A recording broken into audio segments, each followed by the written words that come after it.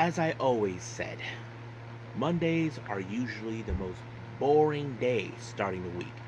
But, however, if you guys are big fans of the Yoshi wrestling scene, then you are in luck. Guys are in the right channel. So today we have about 4 reviews for that. The first one, of course, goes back all the way to September 7th, where we have, of course, Miyuki Takase 7th anniversary. So we have many wrestlers from various freelancers to various promotions to be celebrating an anniversary from her. And then, of course, the following 2 days, Marvelous were in Shinkiba on September 9th, featuring, of course, the Prestige World Championship defended, a #1 contendership for the AAAW Championship, and, of course, the AAW Tag Team titles are also on the line. And then we move on with ChocoPro. As you know, they celebrate Miya Yotsuba's 2nd-year anniversary in the show. She is featured in the main event, so we're going to see how she do. And then finally, of course, we have Asa Academy making their way to Osaka for the Whispers of Destiny. This one features many matches, of course, and I think the main event features Mayumi Ozaki teaming up with Jaguar Yakuda to take on Akino and Unagi Sayaka.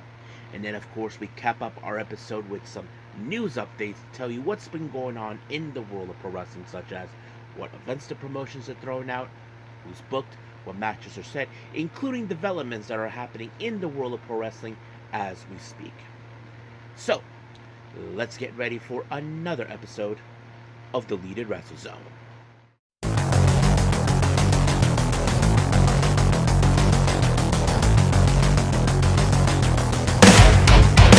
Are you ready? Get up, get up! Get up, get up! Get up, get up! Get up, get up! Get up, get up! Get up, get up! Hey everyone, welcome to Deleted Wrestle Zone, all things that is pro wrestling with AEW, NXT, New Japan Pro Wrestling, TNA, the National Wrestling Alliance, various promotions, wrestlers, matches, and championships.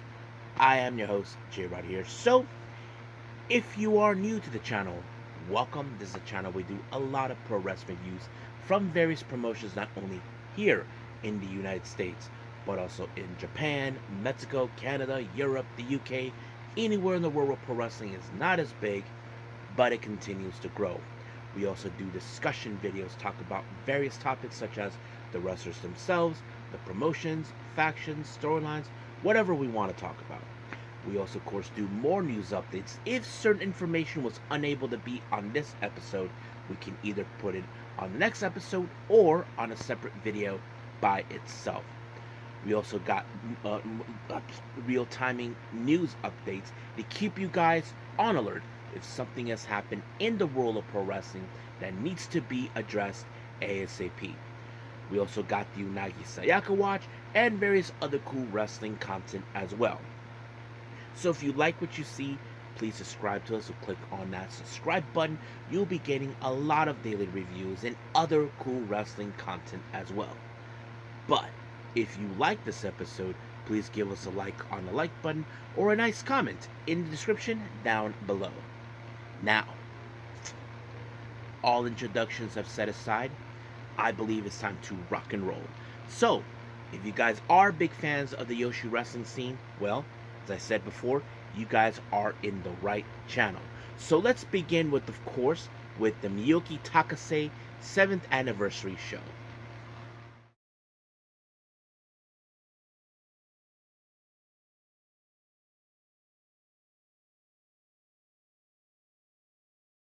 Okay, the Miyuki Takase 7th anniversary show. Now, I want to make a kind of re-correct what I said. Now, the Asa Academy show did not took place in Osaka. My bad. That took place in Shinjuku FACE. This one did. I just looked in my notes right now. So, the Miyuki Takase 7th anniversary show took place in Osaka, Japan, on the 176 box venue. Of course, Miyuki Takase, those who aren't familiarized with her, she's been wrestling for about 7 years. She has been one of the most recognizable Yoshi wrestlers. You've seen her on various promotions. She even started out in At-Risk Girls until she went freelancing, appearing in various promotions. Not only that, she is the current DPW Women's World Champion. So basically, she has made appearances here in the States, especially with Deadlock Pro Wrestling. Now, of course, she comes out to do a promo to greet the fans and all this. I don't know what she said, but it was a lot of fun. Now, our first match, we have tag team action. We have SAKI and Makoto teaming up. They take on Mizuki Kato and Kaisi Ninja Remanda, or whatever her name is. Anyway, I've seen this wrestler before. She even appeared in the Unagi Sayaka watch as the Unagi Sayaka's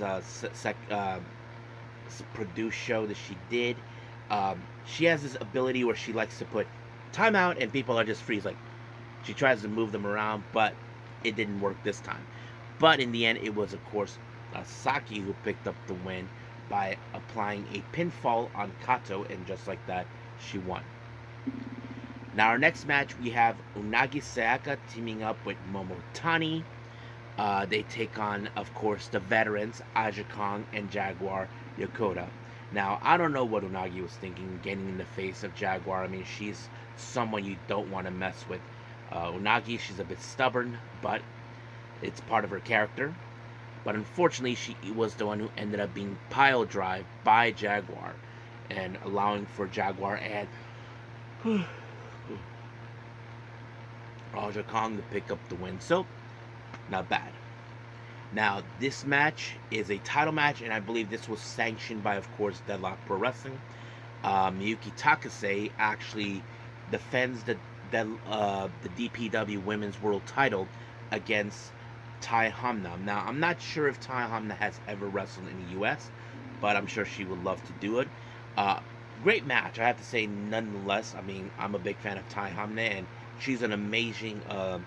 she has a bit of a judo karate background or something, but that always helps. But unfortunately, that wasn't the one thing that allowed her not to, how do I say, to gain the title. But it was Miyuki Takase with a somewhat of a twisted suplex or so that sealed the deal for her to retain the belt. But we will see her again at the main event, so we're almost there. There's only 5 matches in this one. This is match number 3. Now we're going to match number 4. Our next up, we have an interesting tag match. We have Manami teaming up with Marvelous Miyu Momono. They take on, of course, Yurika Oka and Ryu Mizunami. Now, what's interesting is this. There's a twist to this in the match. Those who don't know, Manami and Ryu Mizunami were the former Sendai Girls Tag Team Champions. They lost those belts against Yurika Oka and Miyu Momono. So it was a very interesting thing to see. But however, that kind of was put into the side because this was something different. But in the end, it was Oka who picked up the win when she pinned Manami, and just like that, it was over. Now, our main event, we have a 6-woman tag match. We have Rina Yamashita, Nagisa Nozaki, and Hiroyo Matsumoto taking on Aruka Umasaki, Mika Iwata, and of course, the birthday girl herself, Miyuki Takase. So you probably can guess there was a lot of good lineup on this match. I mean, Rina has been a freelancer, not to mention appearing in death matches. Nagisa Nozaki, originally from Pro Wrestling Wave, now going freelancing, and of course Hiroyo Matsumoto, freelancer as well. And then we got Aruka Umasaki, the current Diana World Champion. Mika Iwata, now the current Sendai Girls World Champion, but she hasn't gained the belt just yet on this one because we haven't seen. I haven't reviewed the Sendai Girls yet, but I will get to that. And of course, Miyuki Takase. But what's interesting is this, that I know the reason this match was booked this way. Miyuki Takase often teamed up with, whenever she goes to Sendai Girls, she teams up with Mika Iwata because they have a tag team. But they do have like a somewhat of a trios with Aruka Umasaki, which was normal. But however, unfortunately, it was Miyuki Takase who, in fact, ended up being the one losing in this match to Nozaki. She kind of was doing a somewhat of a version of the Claymore, like Drew McIntyre, that sealed the deal. And then, of course, we saw a promo by her, thanking everybody for participating in her 7th anniversary and that sort of thing. And of course, the people who participate came out, so it was a good, memorable show. So, pretty good. I liked it. So I think that's pretty much it right now with this one. I believe now it's time to move on with Marvelous.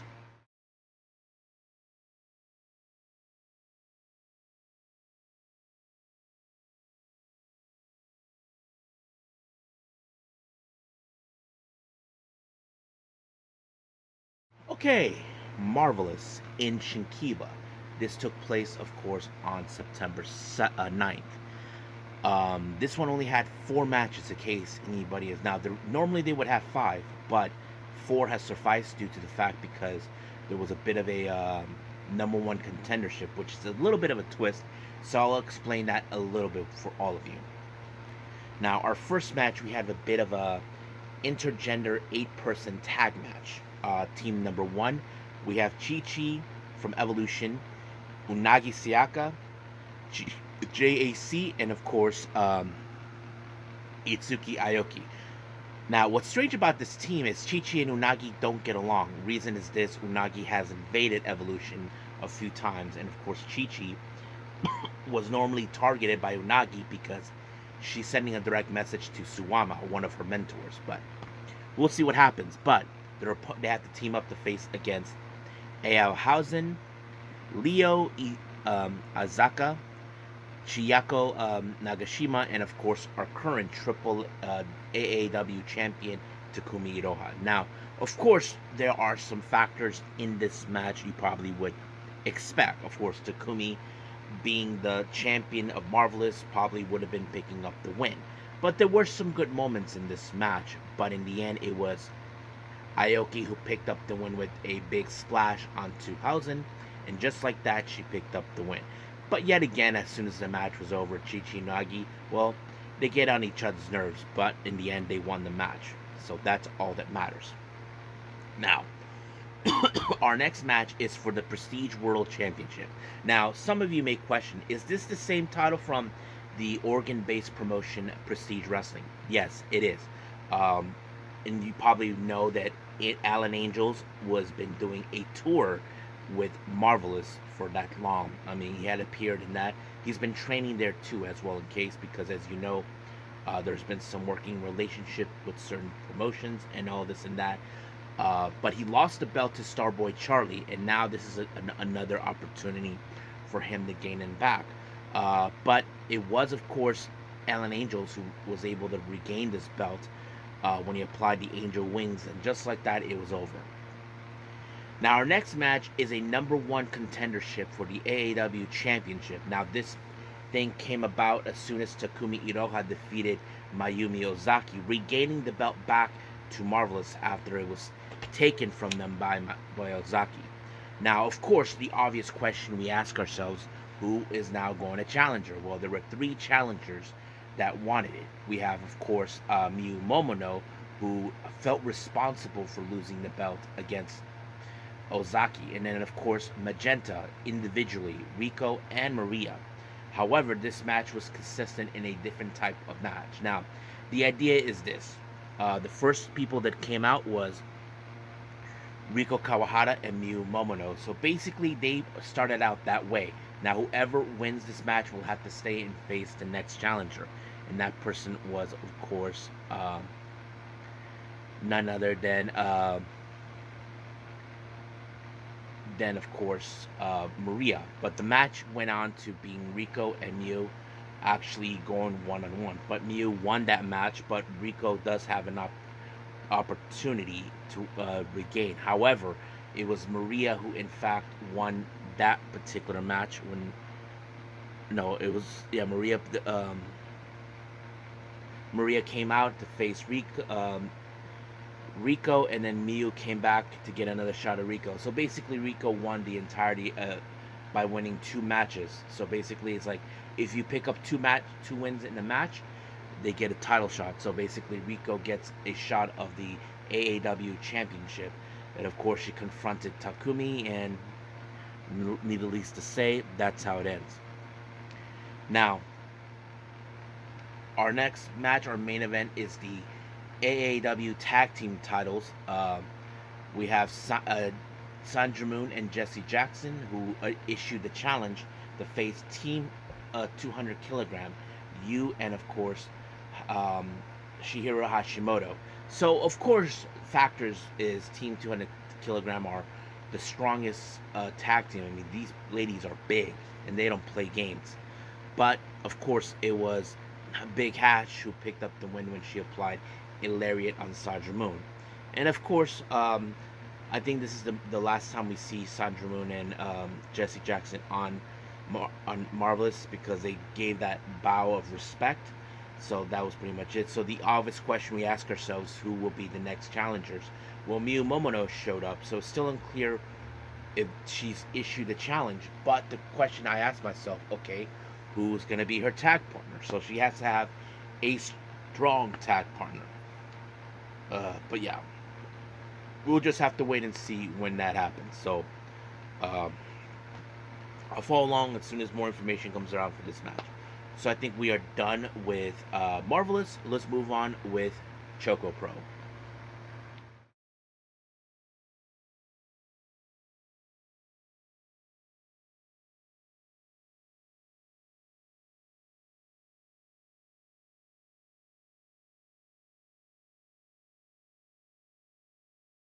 Okay, ChocoPro number 395.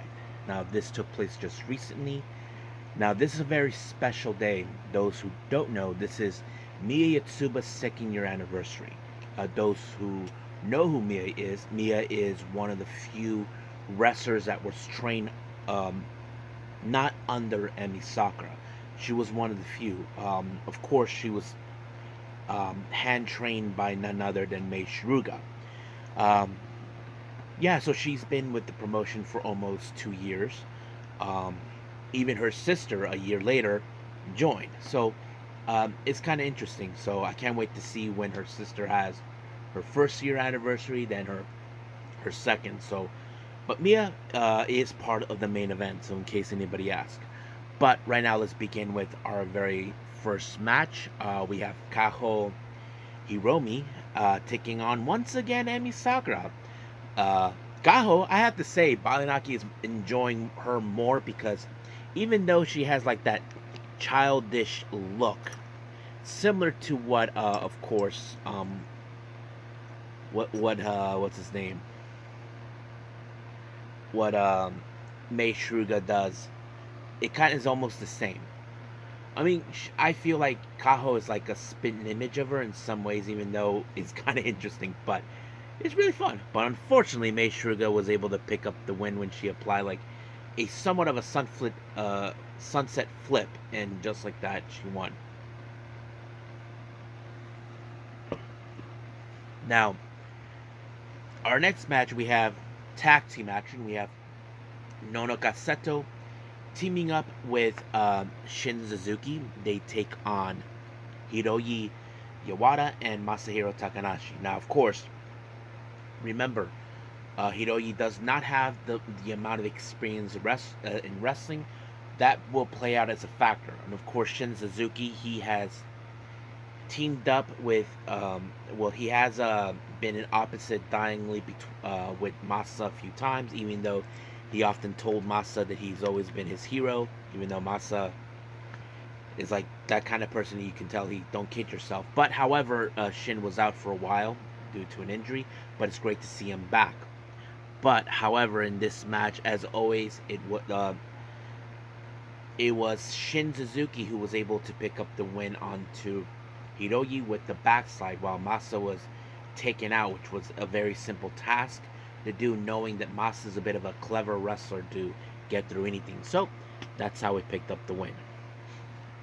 Now, our next match, we have a very interesting international wrestler coming all the way from Australia.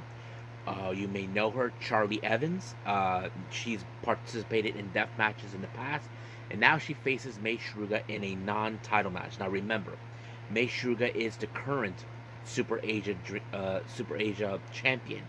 So basically, if by some miracle Charlie is able to pick up a win against her, she could actually cash in an opportunity. But unfortunately, that wasn't it. Not to mention with Mei Shruga with her usual antics, also plays a part in her, to ensure that that doesn't happen. And that's what she did when she applied the pinfall, and just like that, it was over. Now, main event, we have Chiko Shikawa teaming up with, of course, the birthday girl, Miya Yotsuba. They take on Sayaka and Emi Sakura. So it's interesting how things are the dynamic. Now, remember, as I mentioned before, Miya Yotsuba is one of the first non-Emi Sakura trainees. She was not trained under Emi Sakura. Many of you probably ask, why not? Simple. Emi Sakura was right here in the States the entire time. Now, I'm not sure if she's back in Japan full time. We know she's been living here. But, yeah, but the match was pretty good. Of course, you know how Emi Sakura is. She's a bit of she devious. She likes to play dirty tricks.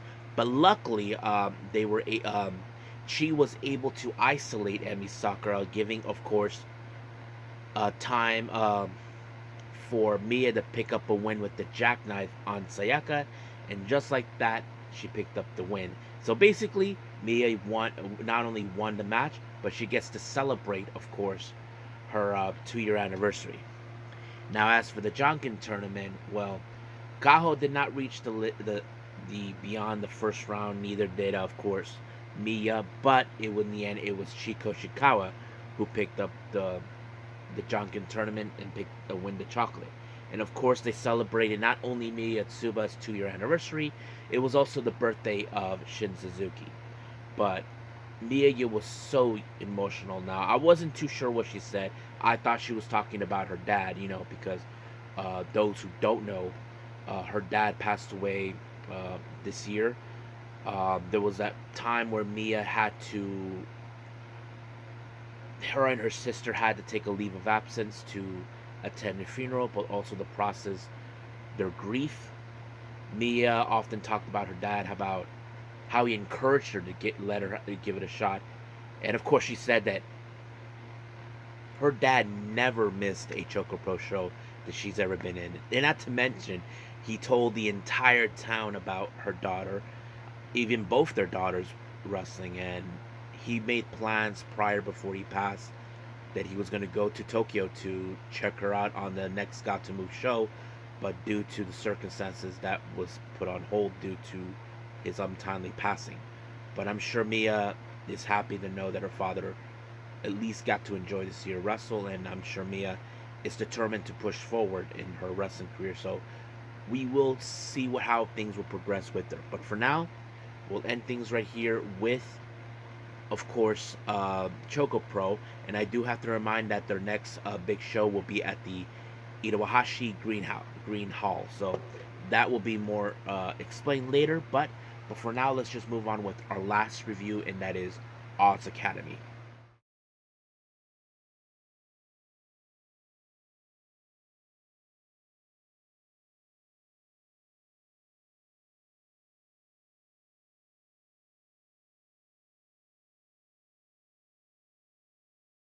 Okay, Oz Academy, Whispers of Destiny. This is their much recent show, and they were in Shinjuku FACE. Our first match, we have Zones versus Kohaku from Pro Wrestling Wave. Now remember, with Zones is from Evolutions, so we have two of the most stronger wrestlers. Basically, this is a female house fight, if you probably guess, or a powerhouse type match. But nonetheless, it was Kohaku who picked up the win. As you know, she has more experience than Zones.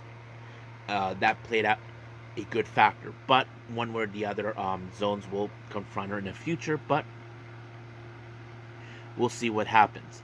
The idea of this match ended with, of course, there was a moment where, of course, Kohaku was attempting to do a Mahestral, but she botched it. So basically, she kind of messed up, but it resulted of her winning the match, regardless how things ended. But yeah, that's how it goes. Now, our next match, we have Ram Kaicho versus Sonoko Kato. Now, of course, Ram Kaicho, you all know she likes to give the finger to people, but the one thing you need to watch out about her is she likes to throw that white powder that it's called ectoplasma. So Basically, it played out in her favor, but it did not do any effect for her to pick up the win. It was, of course, Sonoko who actually picked up the win with a pinfall, and just like that, it was over. Now, our next match, we have a 6-woman tag match. We have, of course, the former members of Ozaki-gun, consistent of Koheku, Sayuri Anu, and Maya Yukihi. So basically, that's how it goes. They take on Momoka Hanazono, Yu, and Ryu Mizunami. Now, many of you may question, okay, why is those three, Heku, Sayori, and Miya are still together? Well, we know that they had enough with Mayumi Ozaki's BS with her, you know, temper tantrums because, of course, Mayumi blamed them for unable to stop Takumi, who, as you all know, regained the AAAW Championship that belongs to Marvelous. So she could put the blame on them. And of course, they all made their choice to walk out, and that's how it is. I wouldn't be surprised if those three decide to stick together and form a unit of their own. But nonetheless, there was some good moments, especially when it comes to Momoka, who's a real terror in the ring. Now, I'm not talking about, oh, she's bad. I'm talking about her childish ways. I mean, doing like these ridiculous things, like telling people, look over there, and then do something funny. And of course, those pop-up things, the bubbles, that did not take no effect for it because, of course, the former members of Ozaki-gun were not playing any games. So they don't play games. But Momoka is that person. But unfortunately, because of that, it was Maya Yuiki who picked up the win by pinning her and winning the match. However, it seems that they have their sights set on her. Of Maya and Kakeku, or have their sights set. Kakeku, how do I say? They have their sights set on the tag team titles. But of course, we had other people that do have that sight set on it. So we'll see what happens. Now, our next match, we have a 3-way. We got Itsuki Aoki, Lady Destroyer Hiroyo Matsumoto, and of course, Tsukasa Kuragaki. So basically, nothing too significant of this match. But, however, you know there was going to be some powerhouses on this match. I mean, Matsumoto, she's amazing. Aoki, she's a bit of a, out there, that sort of person. But it was Aoki who picked up the win when she pinned Matsumoto, and just like that, it was over. Now, our main event, we have Unagi Sayaka teaming up with Akino, taking on Jaguar Yokota, and of course, Mayumi Ozaki. So, of course, there was going to be some dumb cheating coming from Mayumi, as always. But, however, it was Unagi who ended up being taking the fall under a suplex by Jaguar Yokota, and just like that, it was over. So, but however, Unagi's a bit of a stubborn person, so she has her sights set, of course, on Mayumi. So I wouldn't be surprised what she'll do next. Of course, Mayumi will think of her that she is a bit childish, but nonetheless, it's who she is.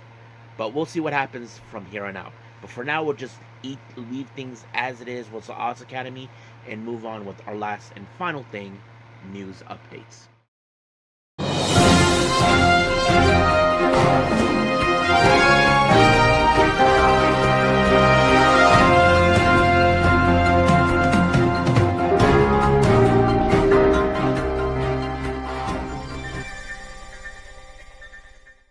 Okay, so welcome to our news updates. So let's begin with the promotions themselves. Now let's start with GCW. As you know, on September 20th, they will be in Philadelphia for Aura. They announced Homicide versus Marcus Mather, so that's going to be a good match. And then, of course, for on October 19th in LA for Blood on the Hills, we have first time ever Jack Evans taking on Sidney Akeem, formerly known as Scripps, and Reggie. So that's going to be a big match. Now, Sendai Girls, as you know, will be having their next event on the 28th of September in Fukuoka. Now, remember, this is just the beginning of the road of retirement for Maiko Satomura. However, I do got the information from Scott Edwards of Fightful Select and, of course, Voices Wrestling about the card. We do have the Sendai Girls World Championship on the line. Mika Iwata will defend it against Miyuki Takase.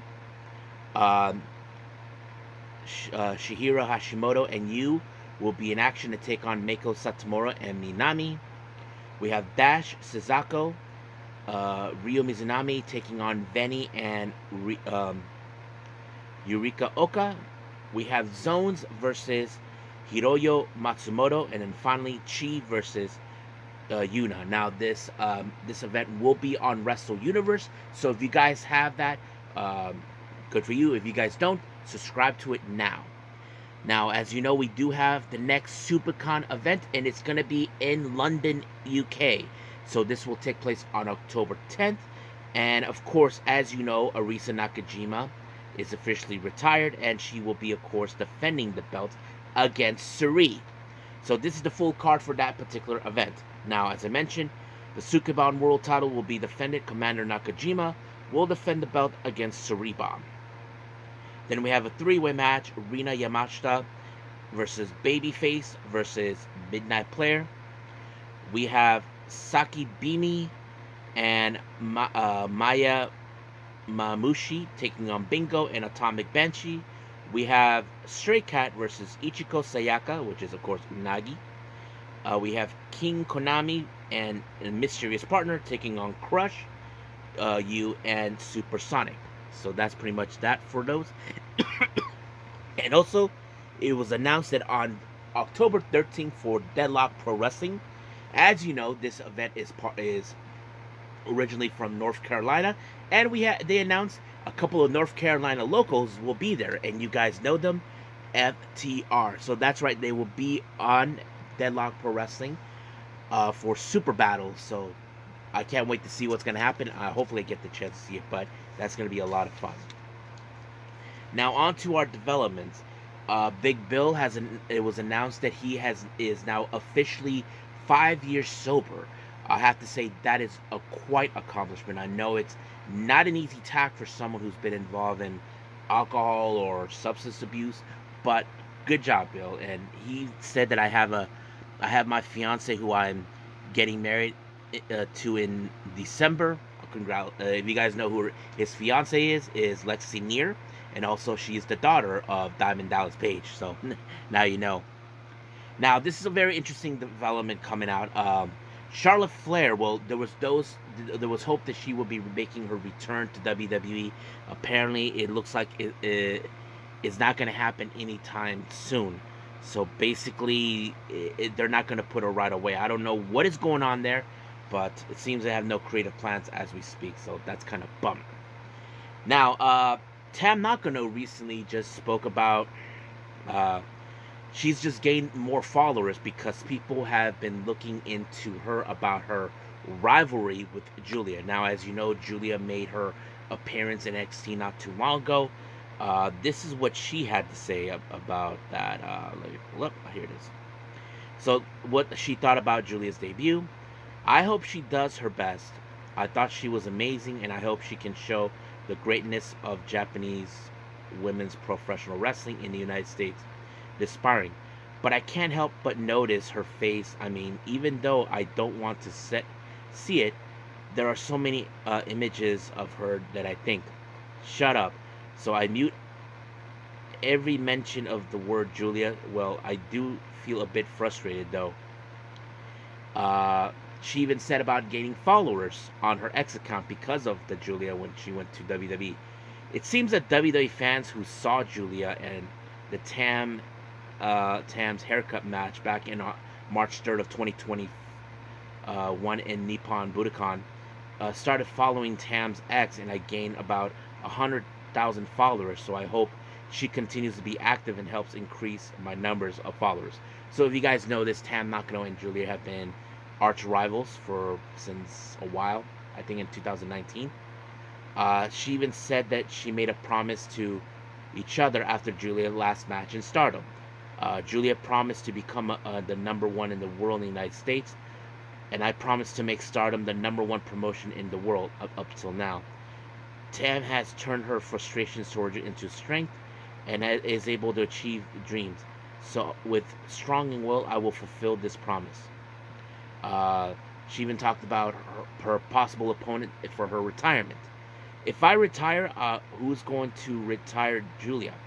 So, when I retire, we'll both fight with unlimited time until we both fall apart. I can hope I can do it in the Tokyo Dome or somewhere like that. I do my best to able to do it in place like that. So yeah, so if you guys are not familiar, those who are now becoming Julia fans but never seen her matches with Tam, her best match was back in 2021 for the All Star Cinderella thingy back in 2021 on March 3rd. So check that one out. Now Mirai has recently been talking. Also, she said that she first talked about Utami Hayashida, who's not the same person from Stardom. The current Utami Hayashida is not the same strong Utami she was when she held the red belt, the World of Stardom Championship. And drew with Suri, fought until the end over time in Stardom in Ottawa show on June 12, 2021. So this is the beginning of a long story, but today I won. I continued the momentum and win the league. So she's noticing that Utami is not the same. So it makes perfect sense. But yeah, and she recently talked about her frustrations of not getting results in Mighty Gold that she used to get in Stardom. I have achieved a lot of results at Stardom, and I had to become somewhat of accustomed to it. So it's frustrating not be able to achieve results here. That's what motivates me now. So yeah, I mean, I get it. You're not getting the results, but you have to work harder. And then, of course, she called out Suri, who's calling herself the Ace of Mighty Gold. The other day on the 14th in Shinkiba, she said, "I came here for Julia, so now I have nothing to look forward to." For someone like that to call herself the Ace, made me think she wasn't seeing the whole picture. Mirai is angry. Because I defeated Utami Ashita, who Suri had named herself the opponent of the finals, the only way to shut Suri up is to win. I will win and beat her, of course. I'm aiming for the red belt too. So we'll see what happens. We know that Suri is not going to give up the red belt that easily. So we'll see what happens until then. But for now, we are done with everything. So let's just call it a day. Okay, so I hope everybody enjoys this episode. Coming up, as you know, we have NXT. This one will feature CM Punk making his first NXT appearance. We don't know what his thing is, but we do know he will be involved in the Chicago show on October 1st, I believe. But yes, so we don't know what's the thing. I'm looking forward to it. I'm sure many of you are too. So we'll see what happens. Now, as for other reviews, I haven't decided yet. I'm a bit behind with All Japan, Sendai Girls, Tokyo Pro Wrestling, Sealing, Mighty Gold, a few others. But we'll get to those as soon as possible. I'm kind of hoping I get that through the entire week. But for now, we'll just leave things as it is and we move forward from here on out. But until then, I will see you guys in the next DWZ time. Same DWZ channel. I must bid all of you adieu. So, goodbye, and have a nice day.